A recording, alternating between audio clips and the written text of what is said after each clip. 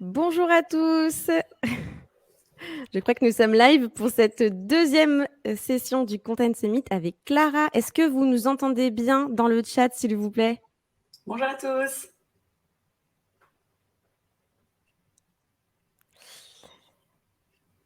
Hop. Bon, je crois que nous sommes bien live. Bonjour, ouais, ok, super, merci Réjeanne. On peut commencer, donc je laisse à tout le monde le temps de s'installer tranquillement avant de laisser la parole à Clara. Je suis Domiti, responsable marketing de PlayPlay, super heureuse de vous voir aussi nombreux aujourd'hui avec nous. Pourquoi PlayPlay organise le Content Summit? Pour ceux qui ne nous connaissent pas, PlayPlay, c'est une plateforme de création vidéo utilisée aujourd'hui par plus de 2000 entreprises et on permet à leurs équipes marketing et communication de créer du contenu vidéo sans aucune compétence technique. Et c'est justement parce qu'on est une plateforme de création de contenu qu'on a eu envie, il y a maintenant 2 ans de ça, de lancer le Content Summit, le premier événement dédié au contenu sous toutes ses formes. Et c'est pour ça aujourd'hui que je suis très heureuse d'accueillir Clara de HubSpot qui va nous parler, vaste sujet, des tendances contenues pour 2023. J'imagine que comme ma propre équipe, vous êtes tous en train de travailler sur votre stratégie 2023. Donc, j'espère que cette présentation vous sera très utile. Je pense que c'est pas la peine que je vous présente HubSpot. Par contre, je peux peut-être vous présenter Clara rapidement. Bonjour Clara. Bonjour. Alors, Clara, je reprends les petites notes. Ça fait 4 ans que tu as rejoint l'équipe marketing France de HubSpot. Pendant ces 4 années, tu as travaillé sur des projets de lead generation, des projets de co-marketing. D'ailleurs, on a pas mal bossé ensemble entre HubSpot et PlayPlay. Et une petite annonce à faire en avant-première. Je suis très heureuse de pouvoir la faire sur la scène du Content Summit. Tu vas évoluer dans ton poste chez HubSpot. Tu vas étoffer ton périmètre puisque tu passes d'un périmètre France à un périmètre EMEA. Et pas uniquement sur le co-marketing, aussi sur les partenariats stratégiques. Tu vas travailler notamment avec les gros acteurs du GAFA. Donc, félicitations. Je pense qu'on peut tous féliciter Clara dans le chat. Je crois que c'est même pas encore officiel sur LinkedIn, non, Non, Clara? pas encore, mais merci beaucoup. C'est à partir du 1er octobre. Bon, bah voilà, vous avez des infos en avant-première sur ce Content Summit, c'est incroyable. Petite anecdote, Clara, tu es moitié irlandaise. D'ailleurs, je crois que tu es basée à Dublin, c'est ça? Ouais, exactement. Moitié irlandaise, moitié française. Donc, si pendant cette présentation, qui est en français, vous entendez un joli accent sur certains mots anglais, vous saurez d'où il vient. Je vais laisser la parole à Clara. Petit rappel, s'il vous plaît, posez vos questions dans l'onglet questions et pas dans le chat. Comme ça, on pourra les retrouver à la fin de la présentation. On essaiera de répondre à un maximum de questions. Vous pouvez voter pour les questions qui vous semblent les plus pertinentes. Il y a aussi un onglet sondage. Et normalement, vous devriez voir des petits sondages apparaître parce que Clara a des petites questions à vous poser pour en savoir plus sur vous. Donc, je compte sur vous pour y répondre. Ça lui permettra aussi d'adapter son discours. Voilà, Clara, the stage is yours. Super, merci beaucoup. Donc bonjour à tous, merci d'être là aujourd'hui et merci à PlayPlay pour l'invitation. Donc aujourd'hui, le but de ma présentation, c'est de vous partager des chiffres clés pour informer votre stratégie de marketing de contenu pour 2023 et toutes les données que je vais citer aujourd'hui sont issues du rapport que nous venons de publier sur l'état de l'inbound marketing en France. On va ajouter le lien dans le chat pour celles et ceux qui veulent le télécharger à la fin de la présentation. Alors, HubSpot a collecté donc des données auprès de plus de 1600 spécialistes du marketing B2B et B2C dans le monde, dont 160 marketeurs français, pour découvrir donc, les canaux les plus utilisés, les stratégies marketing les plus efficaces, les tendances émergentes dans le domaine du marketing et bien sûr la façon d'interagir avec les consommateurs. Donc, je le rappelle aussi très rapidement, mais HubSpot est une plateforme de croissance pour les équipes commerciales, marketing et de services clients. Alors, je vois qu'il y a 45 votes pour le marketing d'influence, donc c'est parfait. C'est vraiment en lien avec de quoi on va parler aujourd'hui. Alors, comme vous pouvez le voir sur ce graphique, le marketing d'influence est la stratégie la plus plébiscitée par les marketeurs en 2022 et ce qui présente bien sûr de belles opportunités pour les marques et les créateurs de contenu, vu que le marché du marketing d'influence pèserait 14 milliards d'euros à l'échelle mondiale, donc ce qui est 20 fois plus qu'en 2015.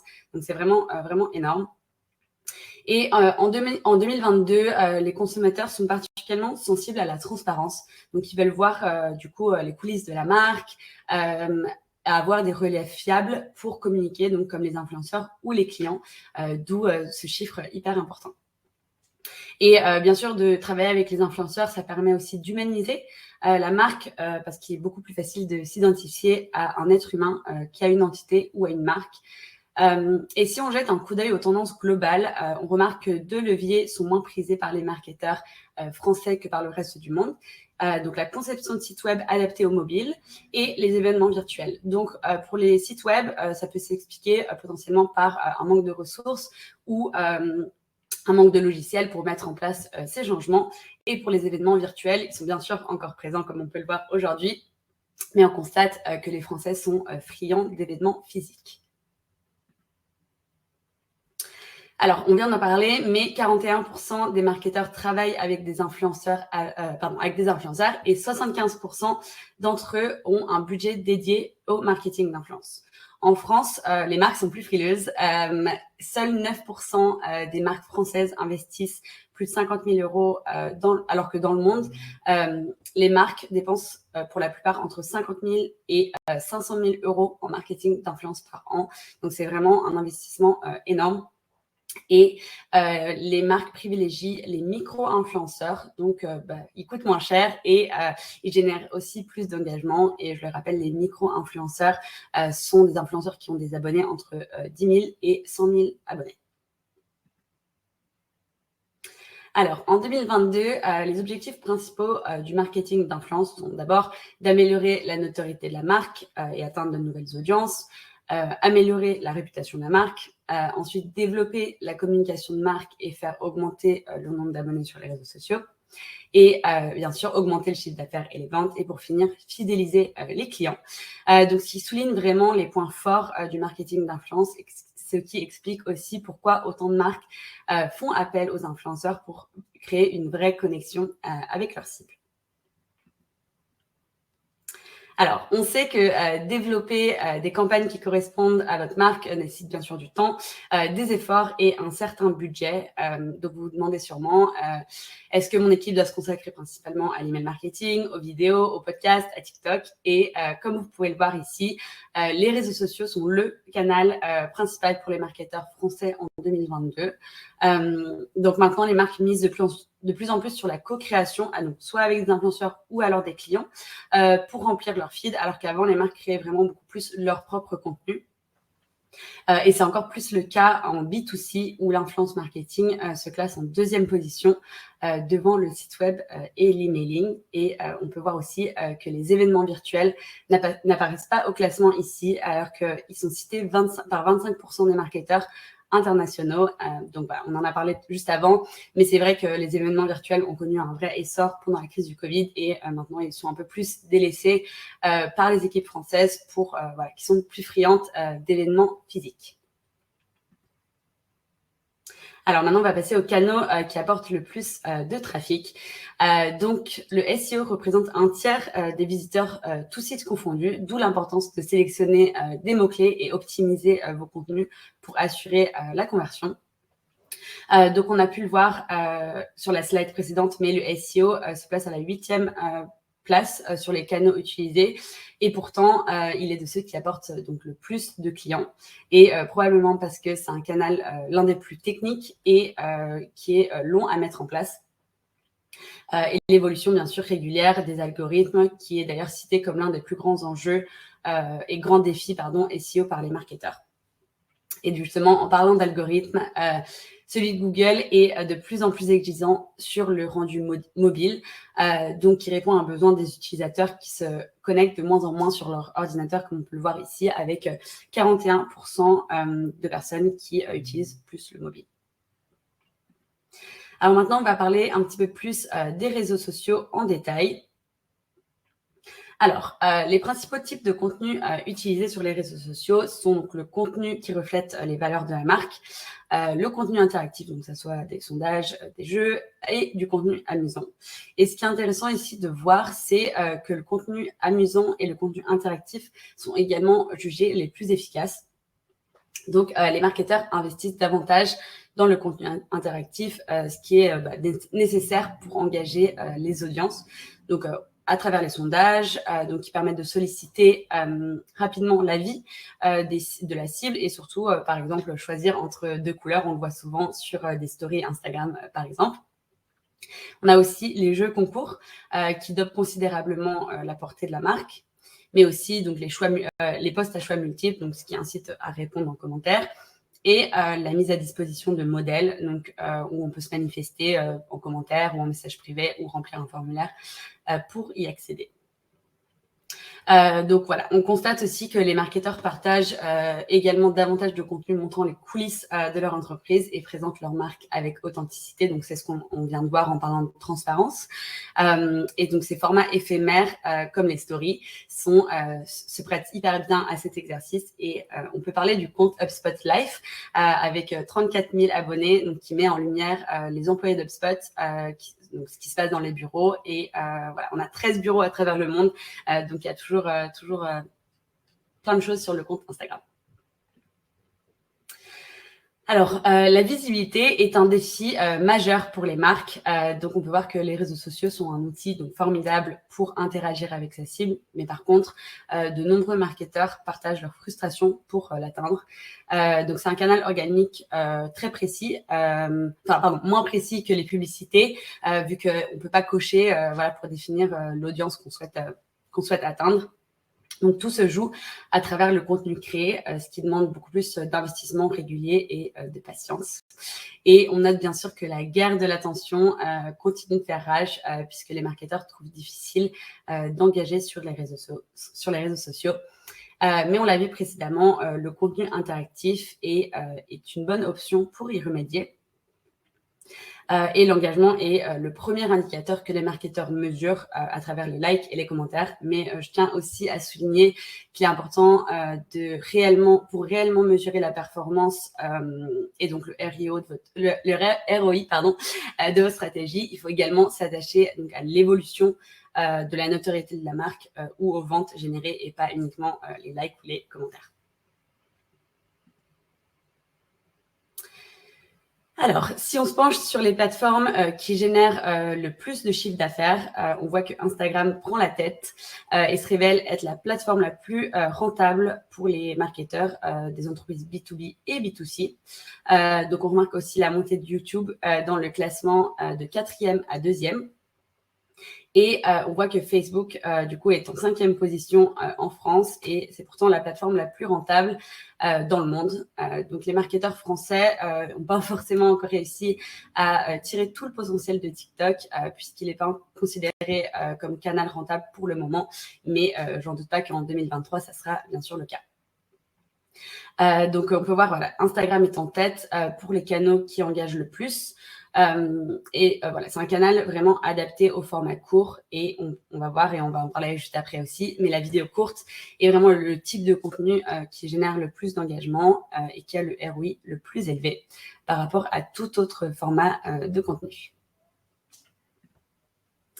Alors, quels sont les meilleurs moments pour publier du contenu sur les réseaux sociaux? Donc, on peut voir ici que c'est de 18h à 21h. Mais voilà, pensez vraiment à poster en dehors aussi de ces créneaux pour poster quand il y a un peu moins de bruit, un peu moins de compétition. Et surtout, en fait, regardez vos analytics pour identifier les meilleurs moments pour vous, pour votre marque.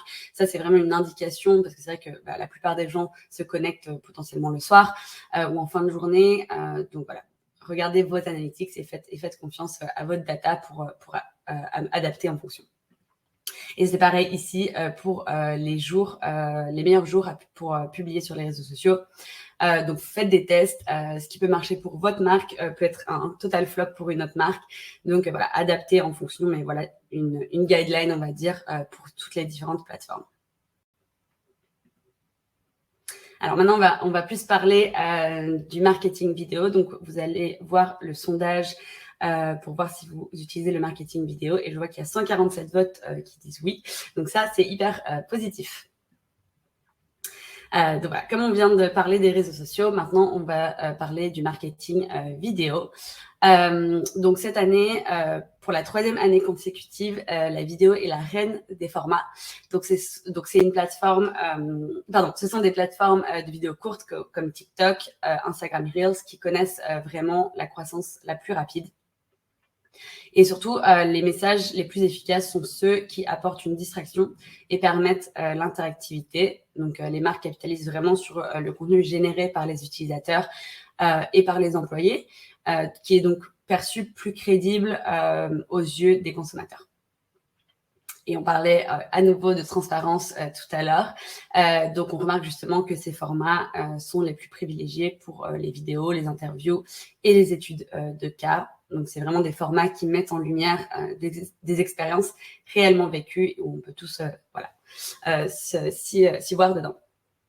Donc, à l'inverse, les podcasts, en fait, sont pas dans le classement français sont dans le classement français et non dans le classement mondial. Donc, ils remplacent les études de cas qui sont citées à 42% dans l'étude internationale. Donc, la preuve sociale est effectivement un levier trop peu utilisé en France au regard de son impact, parce qu'on sait que 92% des personnes font pourtant confiance à une recommandation d'un pair. Alors, donc voilà, la tendance des dernières années se confirme. La vidéo est vraiment une technique qui est la plus utilisée sur les réseaux sociaux et probablement encore en 2023. Donc, c'est vraiment la vidéo qui est le type de contenu qui génère le plus d'engagement, mais aussi le ROI le plus élevé par rapport à tout autre format de contenu. Donc, les entreprises utilisent donc TikTok, Instagram Reels, YouTube Shorts pour informer, inspirer et partager la culture de l'entreprise et surtout divertir. Mais voilà, vous pouvez le combiner aussi avec d'autres formats, donc le marketing d'influence, le user-generated content, donc vous pouvez inciter vos clients à créer du contenu à propos de votre marque, donc que ça soit un témoignage par exemple, ou encore l'employee advocacy. Donc, vous pouvez mettre en place un programme en interne pour transformer donc, vos collaborateurs en ambassadeurs. Et on peut voir que vraiment les bénéfices sont multiples. Donc, les marketeurs peuvent créer un lien fort avec le client ou l'influenceur qui co-construit l'image de marque. Vous pouvez bien sûr capitaliser sur un levier puissant qui est la preuve sociale, vu que les consommateurs ont tendance à plus croire l'utilisateur d'une marque que la marque elle-même. C'est l'aspect d'humaniser vraiment l'interaction avec la marque. Et vous pouvez bien sûr gagner du temps puisque vous ne devez pas créer tout le contenu vous-même. Alors, quels sont les objectifs principaux avec la vidéo? Donc, on peut voir que c'est à 22,4% de gagner en notoriété, ensuite d'informer sur les produits et en 3e position, générer de l'engagement pour les clients et ensuite générer des leads. Donc, c'est intéressant de voir que la vidéo n'est pas uniquement utilisée pour augmenter la notoriété de la marque, mais par exemple aussi utilisée pour générer des leads et surtout informer sur les produits. Donc voilà, et on voit, et 72% des entreprises en fait souhaitent se diversifier dans les types de vidéos qu'elles créent, comme des séries de marques originales, des vidéos de démonstration pour des nouveaux produits ou encore des études de cas. Donc voilà, l'efficacité de la vidéo est soulignée par 76% des marketeurs, donc plus approuvé. Et l'investissement des marques dans la vidéo, donc comme TikTok et YouTube, ont déjà été longuement abordés. Et pourtant, seuls 6 marketeurs sur 10 affirment avoir recours à la vidéo pour le marketing de contenu. Donc si vous n'avez pas encore passé le cap, pas de panique, c'est jamais trop tard pour se lancer.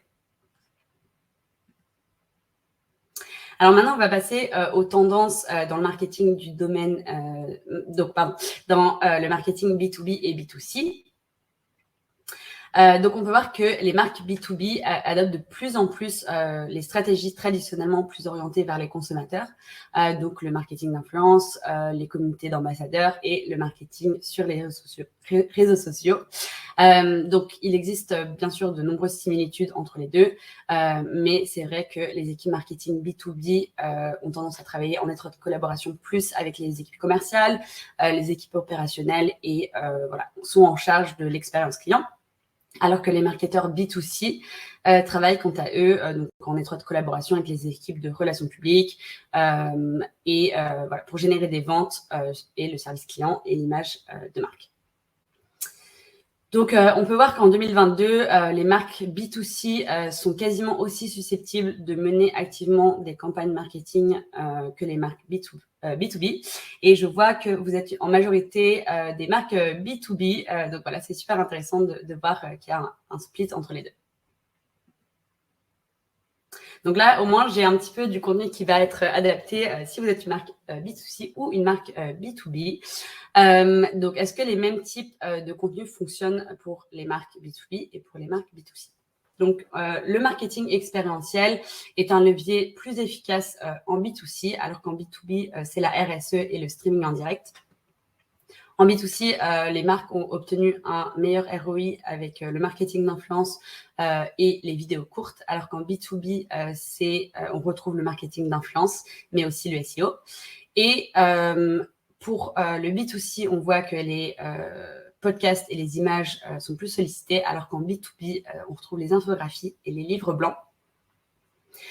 Et ensuite, on voit que les marketeurs B2C sont plus susceptibles d'utiliser donc les influenceurs et d'investir dans la publicité sur les réseaux sociaux, alors qu'en B2B, c'est l'email marketing, les événements physiques et les publicités en display. Donc vraiment, pour moi, là, il n'y a pas de surprise. C'est des conclusions qui font totalement sens et qui sont liées au comportement des consommateurs. Par exemple, le marketing expérientiel se prête beaucoup plus au B2C grâce aux boutiques et au cycle d'achat qui est beaucoup plus court qu'en B2B. Et en fait, c'est important de rappeler qu'il ne faut pas trop compliquer les choses. Et voilà, faites des recherches sur les habitudes de vos consommateurs et faites confiance à vos data pour vraiment adapter votre stratégie en fonction. Et évidemment, l'un n'exclut pas l'autre. Donc, certains formats sont juste plus adaptés que d'autres à vos produits ou services. Par exemple, HubSpot, donc un cycle d'achat pour un logiciel, le cycle d'achat est beaucoup plus long que pour une paire de chaussures, par exemple. Et de ce fait, du coup, les prospects sont plus susceptibles d'utiliser des livres blancs pour s'informer avant d'acheter, par exemple, vu que l'investissement est beaucoup plus grand. Alors, basé sur cette étude, voici les prévisions de marketing dans les grandes lignes pour 2023. Il ne faut pas minimiser TikTok, donc j'imagine que vous venez d'en parler dans la conférence juste avant. Il faut continuer d'investir en RSE. Il faut automatiser ce qui peut l'être. Pensez autant rétention qu'acquisition et ne minimisez pas l'ABM. Donc, je vous invite à télécharger le rapport pour avoir une analyse beaucoup plus détaillée. On va poster le lien dans le chat. Et voilà, vous aurez une analyse beaucoup plus détaillée sur chaque chapitre et avec vraiment des données sur chaque section. Et du coup, le conseil de la fin, c'est vraiment d'expérimenter avant de vous lancer sur tous les canaux et tous les contenus. Donc, définissez bien vos objectifs, vos indicateurs et lancez vos expériences. Par exemple, ça peut être une opération de co-marketing donc avec un influenceur, ça peut être une vidéo RSE pour LinkedIn ou encore une visite de bureau en story ou une étude de cas. Voilà. Vous pouvez également combiner plusieurs contenus. C'est vrai que moi, je vais vous donner un exemple d'une campagne que j'ai lancée à HubSpot pour le guide interactif du marketing automation. C'est vraiment une campagne assez innovante. En fait, on voulait montrer la puissance du marketing automation en action. Donc, pour ça, on a rassemblé plusieurs types de contenus qu'on avait déjà. Donc, on a fait une email drip campaign, ce qui veut dire qu'on a fait une série d'emails avec un nouveau contenu à chaque fois. Et on avait donc un e-book, une checklist qu'on pouvait avoir en interagissant avec un chatbot, le replay d'un webinar sur la même thématique, évidemment. Et il y avait une petite surprise à la fin. Donc, grâce aux fonctionnalités d'HubSpot, donc avec l'emailing, le chatbot, les workflows, les landing pages, etc. Mais voilà, je vous invite à télécharger cette offre-là aussi, si ça vous intéresse de voir comment est-ce qu'on a du coup imbriqué tous ces différents types de contenus ensemble. Mais c'est vrai qu'on a généré énormément de leads grâce à cette campagne et on a reçu des retours hyper positifs. Notre audience a vraiment apprécié les différents types de contenus. Donc, c'est un bon moyen de recycler aussi les contenus que vous avez déjà sur une même thématique. Voilà, donc j'espère que cette présentation vous a plu et que ces chiffres pourront informer votre stratégie de marketing de contenu pour 2023. Super, merci beaucoup Clara. Il y a eu pas mal de questions pendant que tu nous présentais tout ça, hyper intéressant. On a jusqu'à 11h20 pour répondre aux questions, donc on a du temps, donc c'est une super nouvelle. À 11h20, on retrouve Caroline Mignot qui va nous parler de LinkedIn. Et donc, je te laisse regarder le chat, mais il y a beaucoup de questions sur B2B versus B2C. C'est vrai que c'est une question qui revient souvent, de savoir à quel point on doit adapter son marketing. Est-ce que déjà, pour qu'on soit tous au même niveau de connaissance, tu peux juste nous rappeler, nous confirmer que cette étude, elle est bien basée sur des sondés qui sont aussi bien B2B que B2C? Ouais, exactement. C'est sur voilà, B2B et B2C, donc c'est vrai qu'il y a un mélange. Voilà, les datas sont représentatives des deux aspects, mais bien sûr, les contenus en fait s'adaptent en fonction et les différentes entreprises ne sont pas toujours les mêmes. Donc voilà, c'est mix des deux. Ok, super. Alors, Clara, je crois qu'il y a peut-être un peu d'écho quand je parle. On va essayer de se mettre en mute chacune son tour pour éviter les désagréments.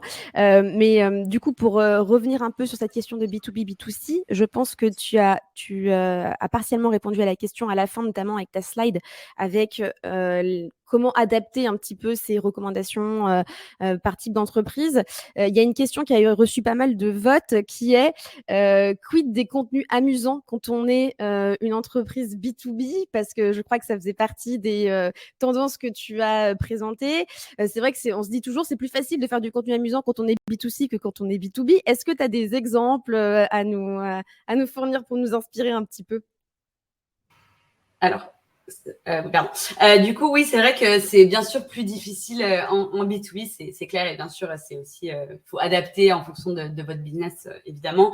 Mais je sais que HubSpot donc, a maintenant une chaîne TikTok. Donc, vous pouvez aller voir, c'est vraiment un bon exemple de B2B, mais c'est vrai qu'il y a aussi Canva, qui est, je ne sais pas si vous connaissez sur TikTok, mais ils font vraiment des vidéos qui sont top. Et c'est vrai qu'il y a un élément amusant. Après, c'est aussi, voilà, faut adapter, mais c'est vrai que c'est difficile de répondre à une question précise là-dessus, parce que c'est vrai que ça dépend du type d'entreprise. Mais voilà, c'est vraiment plus le ton de l'humour plutôt que d'être hyper sérieux. En fait, je pense que c'est plutôt cet aspect-là. Et il faut le rappeler aussi que les gens vont sur les réseaux sociaux pour c'est interactif, c'est pour aussi voilà, se vider la tête, se détendre. Donc, je pense que c'est plus penser à cet aspect-là pour éviter le trop sérieux. Et moi, ça me fait penser, j'apporte peut-être un complément de réponse, tu me diras ce que tu en penses, Clara, mais je me rappelle, alors je trouve que les Américains, ils sont très forts pour faire du contenu amusant en B2B, et souvent, c'est une bonne source d'inspiration. Tu as raison d'aller voir les comptes des réseaux sociaux des grandes entreprises B2B américaines. Je pense que finalement, il faut aussi, évidemment, aller dans l'humour, on peut quand on est B2B, mais aussi penser à trouver des formats qui sortent un petit peu de l'ordinaire. Bon, c'est un peu difficile de faire de l'humour avec un e-book, quoi, donc il ne faut pas hésiter, je pense, à faire des formats un peu plus innovants. Il y a notamment cette entreprise que vous connaissez peut-être dans le chat qui s'appelle Gainsight. C'est un des leaders, une plateforme qui édite un logiciel pour les Customer Success Managers. Et ils avaient notamment publié ce contenu assez drôle sur leur chaîne YouTube. C'était des mini-pièces de théâtre autour de la vie des Customer Success Managers. Et c'était hyper drôle. Je me rappelle notamment de cette ouverture où c'est une maman qui est Customer Success Manager qui parle avec sa fille. Et sa fille lui dit maman, je comprends rien à ton métier. Et sa mère lui répond ne t'inquiète pas, les commerciaux non plus, ils comprennent rien. Voilà. Et toute la petite vidéo était un peu sur cette tonalité, et c'était évidemment humoristique pour raconter un peu les enjeux de la vie de Customer Success Manager, et ça marchait énormément en termes d'engagement. Donc voilà, je pense que ce sont des bonnes influences, ces belles boîtes américaines qui vont faire du contenu assez amusant. Il y avait aussi pas mal de questions, alors pas forcément dans l'onglet questions, mais j'ai vu passer beaucoup de commentaires dans l'onglet chat autour du vidéo marketing. Alors, d'après le sondage, vous êtes une grande majorité à déjà utiliser le marketing vidéo, mais on voit bien que c'est pas toujours facile. Il y a notamment la question un peu de la production, de est-ce qu'on doit adapter son contenu vidéo en fonction des marchés, etc.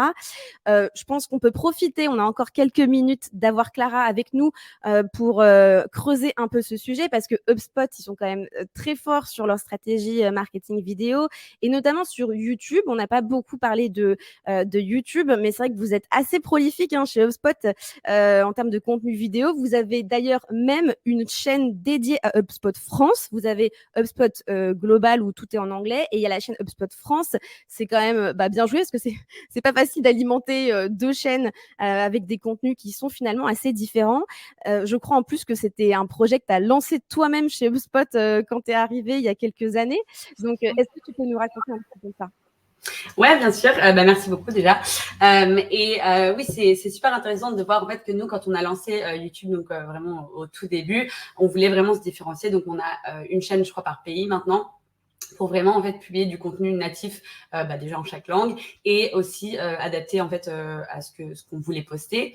Et en fait ce qu'on a fait, c'est qu'on a adapté, on a fait pas mal de vidéos où on a pris du contenu blog qu'on a réutilisé, qu'on a adapté et qu'on a créé en version vidéo. Donc, on a ajouté cette vidéo sur YouTube, mais on a aussi ajouté cette vidéo sur l'article de blog pour donc aussi inciter à rester plus longtemps sur la page et en fait aussi visionner la vidéo et avoir une compréhension un petit peu plus une compréhension un petit peu mieux du sujet, une version plus explicative. Mais c'est vrai que ces vidéos-là, en fait, vu que ces articles ont un volume de recherche énorme, il y a des vidéos qui ont eu jusqu'à 40 000 vues, 19 000 vues. Enfin, voilà, en fait, c'est vraiment adapté et il me semble que c'était sur les thématiques de communication. Donc, c'est vraiment les gens sont à la recherche d'informations à ce sujet-là. Donc, c'est vraiment aussi j'ai envie de dire, adapté en fonction de quels sont les mots, voilà, les keywords que vous, les mots-clés qui sont adaptés à votre entreprise. Et ensuite, aussi, vous pouvez réutiliser, comme nous, on a fait, les articles de blog pour en fait vous guider, pour créer une vidéo. Vous n'êtes pas obligé toujours de faire ça du début à la fin, une version complètement nouvelle, parce que surtout là, c'était vraiment des contenus explicatifs, donc c'est assez détaillé. Donc, c'est vrai que c'est aussi dur et ça prend énormément de temps de les créer. Donc là, ça nous aidait à avoir une bonne base et bien sûr de le retravailler pour que ça soit plus intéressant à l'oral. Voilà, ça c'était vraiment la partie création et on a aussi fait ça vraiment nous-mêmes, sans équipe de production. Donc, c'est totalement possible de le faire avec un tout petit équipement. C'est vrai que même, voilà, chaque équipe s'adapte comme on peut, mais l'équipe HubSpot France n'est pas aussi hyper grande non plus. Donc, je vous rassure, c'est possible. Donc, surtout les tutoriels qui marchent bien pour vous, c'est quoi un peu les playlists qui cartonnent sur votre chaîne France et d'ailleurs, ce serait intéressant peut-être de comparer avec la chaîne globale, s'il y a des différences que tu peux observer un petit peu? Oui, carrément. Alors, je ne sais pas si vous connaissez notre Tiffaine Amblard de l'Académie HubSpot, mais c'est vrai qu'elle fait énormément de vidéos aussi pour expliquer en fait les différents hubs, pour faire les updates produits. Voilà, elle est hyper active et hyper présente sur la chaîne. Donc, je vous invite à regarder la chaîne HubSpot France pour avoir toutes ces updates. Mais c'est vrai que nous, on remarque voilà les différences par rapport à ça. C'est vrai qu'on fait des vidéos un petit peu plus courtes, je pense, par rapport aux US. Mais c'est vrai qu'on a une stratégie vraiment native. Donc, en fait, les sujets sont complètement différents. C'est vrai qu'eux, ils avaient une cadence vraiment beaucoup plus régulière parce que c'est vrai qu'il y a des plus grosses équipes aussi. Donc, ça fait sens. Mais c'est vrai que pour nous, on veut que ça soit vraiment natif et en fonction des besoins qu'on a sur le marché français. Super, merci. Il y a une question qui a reçu pas mal de votes. Donc là, on quitte un peu l'univers de la vidéo. Tu parlais un peu dans tes tendances de la RSE, je crois. Effectivement, je pense que c'est un sujet qui nous tient tous à cœur. On a une question de Nad qui demande justement, on parle de plus en plus de marketing responsable. Ça veut dire quoi concrètement? Comment les marques doivent communiquer là-dessus? Qu'est-ce que ça veut dire RSE? C'est quoi un peu tes conseils? Est-ce que c'est évidemment diminuer son impact carbone en tant qu'entreprise et communiquer dessus? Est-ce que c'est autre chose? Qu'est-ce que toi, tu as pu voir? Qu'est-ce que tu conseilles? Ouais, bien sûr. Désolée, à chaque fois, je unmute. Je ne sais pas si ça remarche. Mais alors, bien sûr. Alors, RSE, ça veut dire donc responsabilité sociétale des entreprises. Donc voilà, ça c'est aussi vraiment détaillé dans le rapport. Donc je vous invite vraiment à le télécharger parce que voilà, moi je suis pas une experte là-dessus du tout. Mais c'est vrai que c'est vraiment une tendance et comme tu l'as dit, c'est vraiment quelque chose qui est donc top of mind pour nous tous. Et c'est l'exemple, tu vois, de regarder, enfin bien sûr les fournisseurs, les choses comme ça. Mais c'est vrai qu'en B2B, c'est un petit peu différent. Comment se positionner. Donc, je suis pas une experte là-dessus. Donc, voilà, je pense que c'est adapté aussi en fonction de chaque entreprise et il y a un petit peu plus de détails dans le rapport aussi. Merci beaucoup. Je crois qu'on avait juste une question sur, comment tes, chiffres étaient, calculés quand tu présentais les canaux de référence. C'est en termes d'investissement ou vous avez demandé aux marques de citer les canaux et c'est en valeur absolue? Juste pour qu'on soit sûr de comprendre. Alors, il me semble que c'est en valeur absolue. Je peux revérifier, mais il me semble que c'est en valeur absolue. Donc, c'était basé sur les 1600 marketeurs qui ont répondu à l'étude et je pense que c'était plus utilisé en fonction des canaux que eux utilisaient. OK, très bien. Oui, bah, effectivement, dans le chat, ça continue à parler de RSE, attention au greenwashing, effectivement. Et je pense qu'on est tous d'accord que la RSE, c'est pas une tendance, c'est un impératif. Maintenant, je pense qu'en tout cas, il y a 5 ans, quand on regardait les stratégies, de communication et des entreprises, on n'en parlait presque pas et maintenant les entreprises se disent: «Ah bah tiens, il faudrait peut-être que j'en parle» et c'est pas une mauvaise chose d'en parler, si ça peut, encourager, je pense, les entreprises à faire plus d'efforts. L'important, c'est surtout d'avoir de l'impact et après communiquer dessus, ou pas, c'est un peu une autre chose. Bon, Clara, on est arrivé à la fin de notre conférence. Merci beaucoup. Je crois qu'on a envoyé le lien de ton étude dans, le chat et ben, écoute, est-ce que tu vas rester avec nous pour la conférence de Caroline Mignot sur LinkedIn? Oui, bien sûr. Et j'ai d'ailleurs beaucoup travaillé avec Caroline. Donc, on a fait du co-marketing ensemble avec Richmaker et HubSpot. Donc, c'est vrai que voilà, c'est quelque chose qui est l'exemple de l'influenceur marketing, mais aussi de co-création. Donc, Caroline, elle est top. Donc, bien sûr que je reste pour la prochaine session. Super. On vous laisse quelques minutes pour faire une petite pause, aller chercher un café et on vous retrouve avec Mélissa et Caroline. Merci à tous. Merci beaucoup, Merci beaucoup. Clara. Merci.